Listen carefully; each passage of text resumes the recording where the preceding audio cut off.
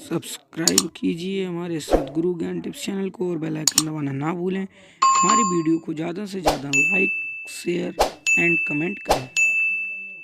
आप किसी की सांस की जांच करते हैं तो उन्हें मृत घोषित कर सकते हैं, लेकिन वे अभी भी संवेदनाएं महसूस कर सकते हैं। चीन में उड़ान की एक पूरी पद्धति है। आपने उन फिल्मों को देखा होगा जहां उन्हें उड़ान में महारत हासिल है और वे थोड़ा बहुत यहाँ वहां उड़ सकते हैं।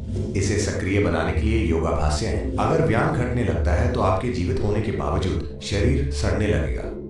कुछ प्रकार के सांप के जहर हैं जो ऐसा कर सकते हैं। यही कारण है कि इस संस्कृति में 14 दिनों तक चलने वाली रस्में हैं।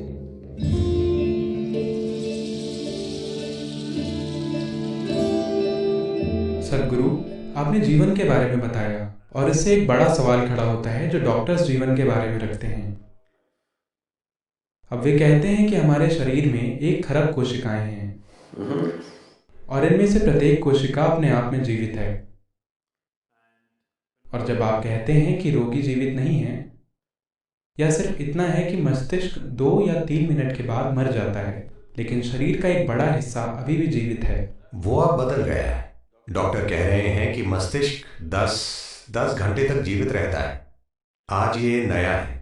तो वह मर चुका है लेकिन मस्तिष्क जीवित है। उसकी त्वचा, उसकी मांसपेशियां, उसकी हड्डियां कई घंटों तक जीवित रहती हैं। तो जब हम कहते हैं कि वह मर चुका है लेकिन उसके शरीर का एक बड़ा हिस्सा अभी भी जीवित होता है। और ये कोशिकाएं मरीज के मर चुकने के बाद भी, अगर आप कोशिकाओं को लेते हैं और उन्हें एक कल्चर। आप में से जो हर दिन शेव कर रहे हैं, आपके मरने के बाद भी हमें फिर भी आपको शेव करना पड़ेगा। आपको ये पता है? बाल उगाते हैं। इसलिए मैं तैयार हूं। अभी आपने पूछा कि जब कोई मर चुका है तब भी कुछ कोशिकाएं सक्रिय क्यों रहती हैं। ये दर्ज किया गया है कि 10 घंटे तक बहुत सारी गतिविधियां होती हैं और असल में मस्तिष्क एक खास तरह की गतिविधि में चला जाता है और आखिर के कुछ बहुत ही चौंकाने वाले तत्वों को पैदा करता है किसी के मेडिकल रूप से मृत होने के 10 घंटों के अंदर। जैसा कि मैंने कहा, मृत शरीर की 10-11 दिनों तक शेव की जाती है। ऐसा इसलिए है। What we are calling as life physically is a mechanism on many different levels.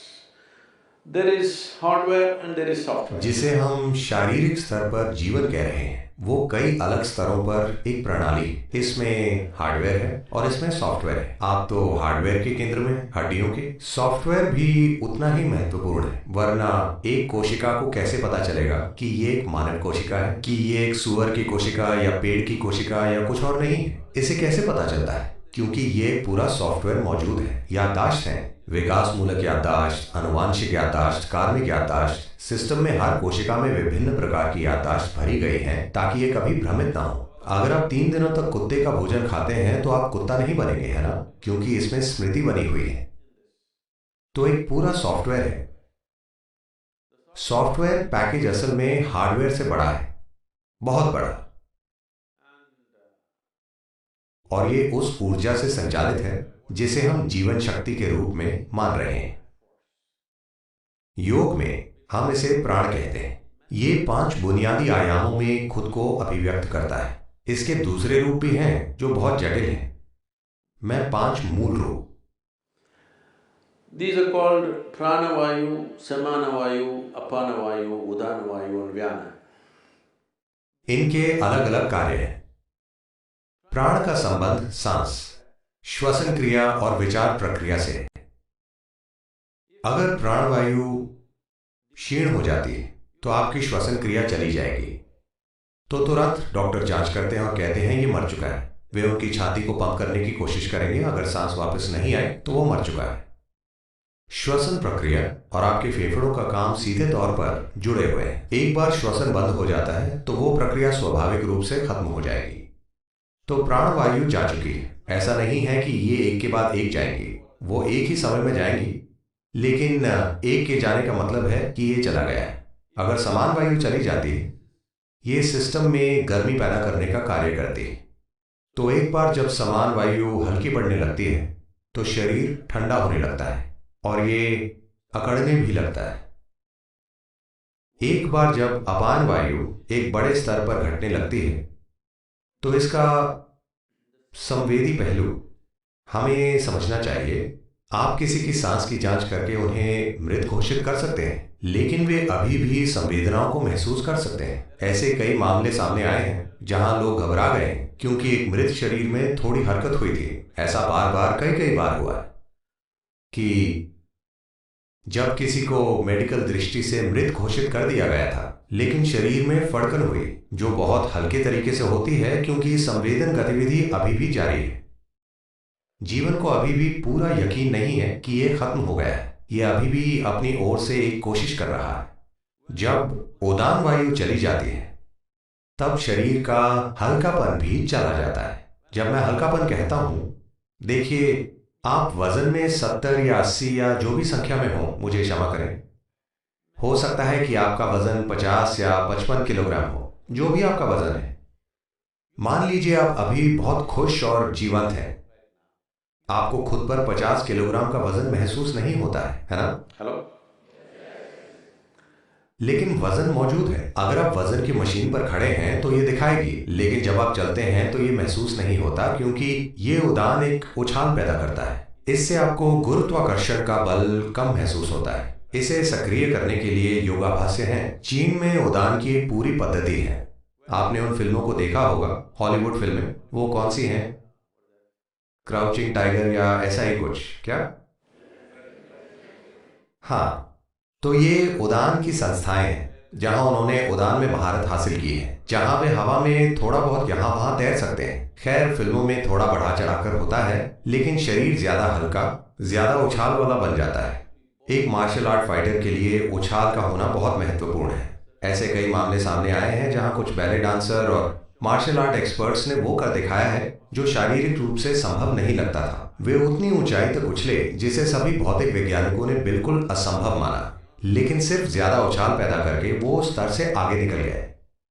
तो उड़ान उछाल को तय करता है। एक बार जब उड़ान कम होना शुरू होता है, अचानक शरीर भारी हो जाता है।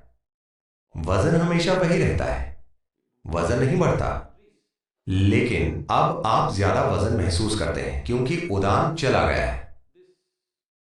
डॉक्टरों को ये पता हो सकता है, शायद डॉक्टर ये काम नहीं करते। जो लोग अस्पताल में काम करते हैं वो जानते होंगे एक जीवित व्यक्ति को और एक मृत व्यक्ति को उठाकर ले जाना, इसमें एक बड़ा अंतर होता है, सिर्फ इसलिए क्योंकि उड़ान चला गया है, अब कोई उछाल नहीं। चौथे आयाम को व्यान कहते हैं। इसकी प्रकृति संरक्षण की है। अगर व्यान घटने लगता है तो आपके जीवित होने के बावजूद शरीर सड़ना शुरू हो जाएगा। कुछ खास तरह के सांप के जहर हैं जो ऐसा कर सकते हैं। अगर वो आपको काटते हैं तो आप मरेंगे नहीं, लेकिन शरीर के अंग वास्तव में अलग होकर गिरने लगेंगे क्योंकि व्यान घट रहा है और अंग अलग होने लगेंगे। तो जैसे ही व्यान कम होता है, सड़ने की प्रक्रिया शुरू हो जाएगी। योग में ऐसी पद्धतियां हैं जहां हम चाहते हैं कि सभी सातों लगभग एक साथ ही निकलें। हम चाहते हैं कि ये सभी 1-1.5 घंटे के भीतर ही चले जाएं। सामान्य मृत्यु की स्थिति में यह उस व्यक्ति की उम्र पर निर्भर करता है कि कोई खास शरीर कितना जीवंत है। उस आधार पर इसमें लंबा समय लग सकता है। जब मैं लंबा समय कहता हूं तो इसमें 14 घंटे तक लग सकते हैं। व्यान को शरीर छोड़ने में 14 दिन तक लग सकते हैं। यही कारण है कि इस संस्कृति में आपके पास 14 दिनों तक चलने वाले अनुष्ठान हैं, क्योंकि उन्हें लगता है कि व्यान अभी भी मौजूद हो सकता है। क्योंकि जब आप किसी व्यक्ति को दफनाते हैं तो व्यान अभी भी वहां मंडरा सकता है। तो 14 दिन तक। यही कारण है कि 1-1.5 घंटे के भीतर इस संस्कृति में ऐसा नियम था। अगर कोई मर जाता है तो 1-1.5 घंटे के भीतर ही आपको उनका दाह संस्कार कर देना चाहिए। लेकिन फिर गलतियां हुई। जब वे अभी भी जीवित थे, किसी ने उन्हें अंतिम संस्कार की चिता पर डाल दिया तो उन्होंने इसे 4 घंटे तक बढ़ा दिया। 4 घंटे के भीतर आपको दाह संस्कार कर देना चाहिए। लेकिन आजकल कुछ और मुद्दे हैं, इसके बारे में हर तरह के मुद्दे हैं। तो लोग 1 दिन 2 दिन इंतजार करते हैं। बेटी अमेरिका में है, उसे आना है, वो 3 दिन बाद आएगी और वे इंतजार करेंगे। लेकिन ये सोच उसके लिए है जो मर चुका है। हमें यह समझना चाहिए। आप लोगों को मरा हुआ डायग्नोज नहीं करते, आप उन्हें मरा हुआ घोषित करते हैं। ठीक, इसमें अंतर है। तो जब आप उन्हें मृत घोषित करते हैं तो आपके लिए वो मर चुके होते हैं। जहां तक उस व्यक्ति का सवाल है, एक तरह से उसके साथ जो हुआ है वो ये है कि वो शरीर से निकल गया है, उसने अपना शरीर खो दिया है। जीवन भर वो यही सोचता रहा कि वो एक शरीर है। उसे कभी एहसास नहीं हुआ कि हम जो भौतिक पदार्थ ढोते हैं वो इस धरती से इकट्ठा किया हुआ है। उसने कभी इसका एहसास नहीं किया। जब वो अचानक शरीर से बाहर खिसक जाता है तो वो शरीर के आसपास मंडराता है, क्योंकि उसने अपनी भेदकारी बुद्धिमत्ता खो दी है। एक बार जब आप शरीर छोड़ देते हैं तो भेदकारी बुद्धि मौजूद नहीं होती, तो वो उस शरीर के आसपास मंडराता है। तो इस संस्कृति में हमने कहा कि जिस क्षण हम निश्चित हैं कि कोई व्यक्ति पक्के तौर पर मर चुका है तो आपको तुरंत उसका अंतिम संस्कार कर देना चाहिए, क्योंकि ये उस मृत व्यक्ति के लिए अच्छा है, ताकि उसे पता चल जाए कि खेल खत्म हो गया है। और ये जीवित लोगों के लिए भी अच्छा है। आपने देखा होगा कि अगर कोई व्यक्ति जो आपको बहुत प्रिय है मर जाता है और उसका शरीर यहाँ पड़ा है तो आपको मतिभ्रम होता रहता है। हो सकता है कि वो बस सो रहे हो सकता है कि वो उठ बैठे, और हो सकता है कि कोई चमत्कार हो जाए, शायद कुछ और हो जाए। ये अनावश्यक रूप से चलता रहेगा। आप देखेंगे कि लोग रो रहे हैं और बड़ा भावनात्मक नाटक हो रहा है, लेकिन जिस पल आप उनका अंतिम संस्कार करते हैं तो आप देखेंगे कि हर कोई शांत हो जाएगा। क्या आपने इस पर गौर किया है? हमेशा, क्योंकि अब हर कोई जानता है कि खेल खत्म हो चुका है। तो ये जीवित के लिए है और ये मृतक के लिए है। तो जीवन के द्वारा इस सिस्टम को छोड़ने के संबंध में ये बहुत उलझा हुआ है। ये कोई बुलबुला नहीं है जो फूटकर ऐसे चला जाएगा। ये चरणबद्ध तरीके से निकलता है, क्योंकि ये चरणबद्ध तरीके से अंदर आया है और ये चरणबद्ध तरीके से ही जाएगा।